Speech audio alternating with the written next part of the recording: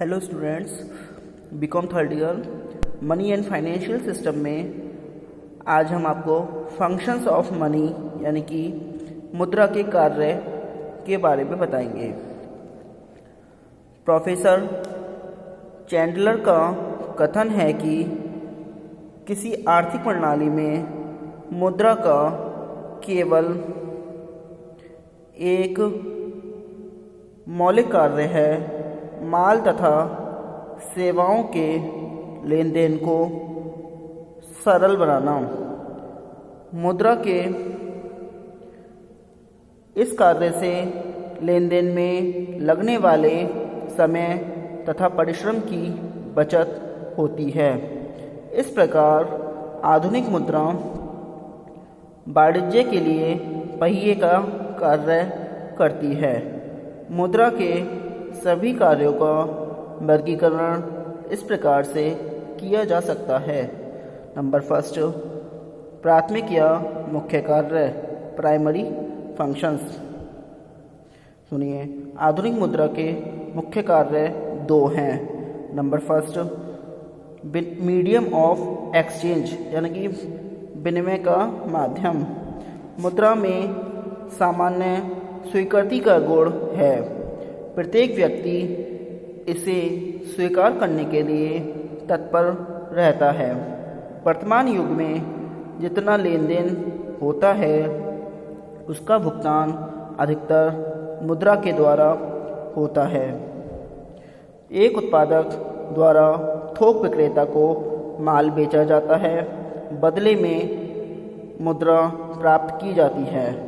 थोक विक्रेता फुटकर व्यापारी को सामान बेचता है, बदले में मुद्रा प्राप्त करता है तथा फुटकर व्यापारी ग्राहक को मुद्रा के बदले में सामान बेचता है। इस प्रकार समाज के सभी क्रेता विक्रेता, उपभोक्ता व्यापारियों अथवा सेवा मालिकों के बीच मुद्रा एक ऐसी कड़ी है जो प्रत्येक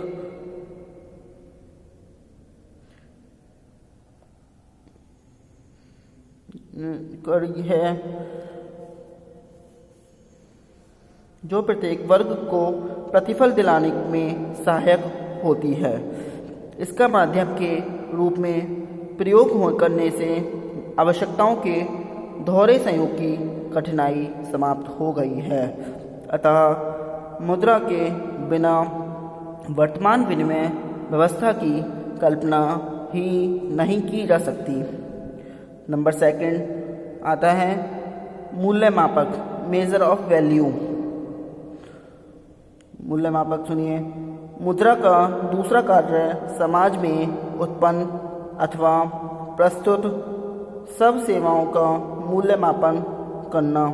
जिस प्रकार भौतिक वस्तुओं के नाप तौल अथवा लंबाई, चौड़ाई आदि ग्राम, लीटर अथवा मीटर में नापे जाते हैं, उसी प्रकार सब वस्तुओं तथा सेवाओं के मूल्य का एकमात्र माप मुद्रा है।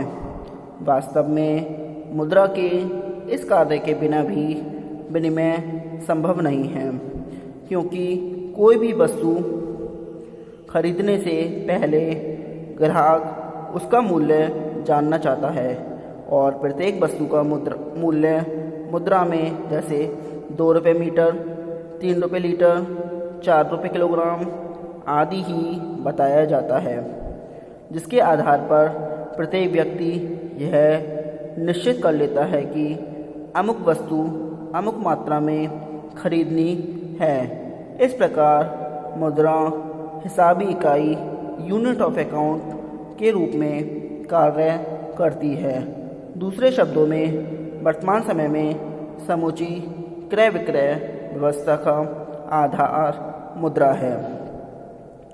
सेकंड पॉइंट आता है आपका सहायक कार्य यानी कि सेकेंडरी फंक्शंस। सहायक कार्य इसके बारे में सुनिए। मुख्य कार्यों के अतिरिक्त मुद्रा के कुछ सहायक कार्य भी हैं, ये सुनिए। नंबर फर्स्ट है भावी भुगतानों का आधार। यानी कि स्टैंडर्ड फॉर डेफर्ड पेमेंट। आज का सारा आर्थिक ढांचा साख पर आधारित है और साख अथवा उधार मुद्रा के रूप में ही दी जाती है। उधार देते समय ब्याज की दर तथा भुगतान की किस्तें मुद्रा में ही निश्चित की जाती है, जिससे ऋणी को यह निश्चय रहता है कि उसे कब और कितनी राशि चुकानी है। इस संबंध में यह स्मरण रखना चाहिए कि मुद्रा भावी भुगतानों का उचित आधार तभी रह सकती है जबकि उसके मूल्य में सामान्यतः स्थिरता रहे। अन्य वस्तुओं की तुलना में मुद्रा के मूल्य में अधिक स्थिरता रहती है। सेकंड पॉइंट, मूल्य संचय का साधन यानी कि स्टोर ऑफ वैल्यू। मनुष्य भविष्य की आकस्मिक विपत्तियों अथवा सामाजिक तथा व्यक्तिगत आवश्यकताओं के लिए अपनी वर्तमान आय का कुछ भाग बचाकर रखना चाहता है, परंतु उसे यह निश्चय होना चाहिए कि उसकी बचत सुरक्षित है और यह उसका प्रयोग किसी भी समय कर सकता है। मुद्रा न केवल इन शर्तों की पूर्ति करती है बल्कि वह सरलता से थोड़े ही स्थान पर जमा कर रखी जा सकती है। मुद्रा में बचत करना इस दृष्टि से भी उचित है कि उसे बैंक में जमा करके ब्याज भी कमाया जा सकता है। मुद्रा के रूप में मूल्य संचय को प्रोत्साहित करने के लिए भी यह आवश्यक है कि मुद्रा का मूल्य स्थिर रखने का प्रयत्न किया जाए, अन्यथा लोग अपनी बचतें सोना, भूमि एवं अन्य संपत्तियों के रूप में रखना पसंद करेंगे क्योंकि इनके मूल्यों में कमी आने का भय नहीं होता। आगे सुनिए, क्या मुद्रा के ही 4 ही कार्य हैं? कुछ विद्वानों का मत है कि मुद्रा के 4 कार्य हैं: माध्यम, माप, आधार एवं संचय। यानी कि मनी इज ए मैटर और functions 4: a medium, a measure, a standard, a store. वास्तव में यदि महत्व की दृष्टि से देखा जाए तो उपयुक्त 4 कार्य ही मुद्रा के अधिक महत्वपूर्ण कार्य हैं। शेष कार्य जिनका ब्यौरा आगे दिया जा रहा है इन चारों में से किसी न किसी प्रकार जुड़े हुए हैं। सामान्य ज्ञान की दृष्टि से अन्य कार्यों का भी महत्व है, अतः इनका ब्यौरा देना उचित होगा। नंबर 3 आता है आपका मूल्य हस्तांतरण, ट्रांसफर ऑफ वैल्यू। मुद्रा विनिमय माध्यम का कार्य करती है। इस मुख्य कार्य के कारण ही मुद्रा मूल्य हस्तांतरण की सर्वोत्तम साधन बन गई है। उदाहरणतः यदि कोई व्यक्ति जयपुर छोड़कर आगरा बसना चाहता है तो वह जयपुर स्थित मकान, जमीन तथा अन्य सारी संपत्ति मुद्रा में बेचकर आगरा में नई संपत्ति खरीद सकता है। अन्य कोई वस्तु इस महत्वपूर्ण कार्य को संपन्न नहीं कर सकती। नंबर 3 है आकस्मिक कार्य यानी कि कॉन्टिनेंट फंक्शंस। देखिए, उपयुक्त कार्यों के अतिरिक्त प्रोफेसर किनले ने मुद्रा के 4 आकस्मिक कार्यों का उल्लेख किया है। नंबर 1, डिस्ट्रीब्यूशन ऑफ इनकम यानी कि आय का वितरण। किसी देश में जितना उत्पादन होता है उसमें भूमि, श्रम, पूंजी तथा साहस का सहयोग होता है, अतः प्रत्येक वर्ग को उसके सहयोग का उचित प्रतिफल यानी कि रिटर्न मिलना चाहिए।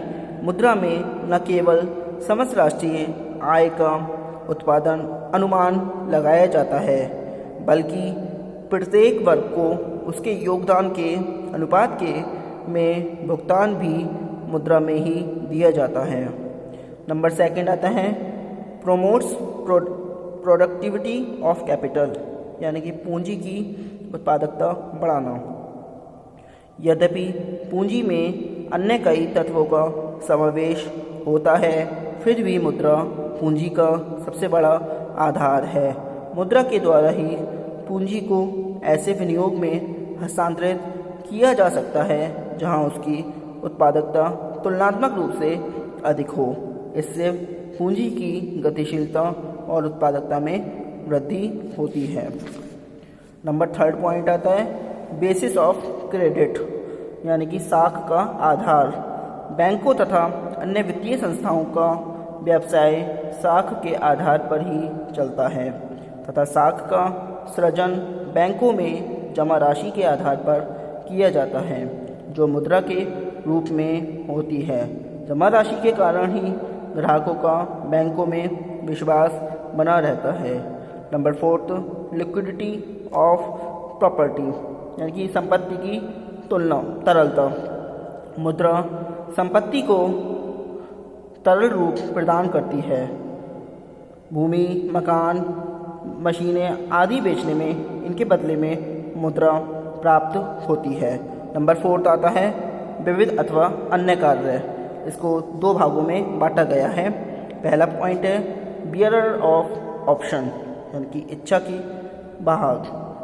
ग्राहम के मतानुसार मुद्रा संचय का आधार है, जिससे प्रत्येक जमा करने वाला इस बात का ध्यान रख सकता है कि उसे संचित संपत्ति कब काम में लानी है। सेकंड पॉइंट आता है इंडेक्स ऑफ रीपेइंग कैपेसिटी, भुगतान स्थिति की सूचक। किसी फर्म या व्यक्ति के पास मुद्रा रूपी तरल संपत्ति उसकी भुगतान देने की क्षमता की गारंटी होती है। बैंकों के पास यदि ग्राहकों को देने के लिए पर्याप्त रकम नहीं होती है तो वो दिवालिया हो जाते हैं। इस प्रकार मुद्रा इस बात की सूचक है कि कोई संस्था दिवालिया तो नहीं हो गई है। आज के लिए इतना। Thank you very much.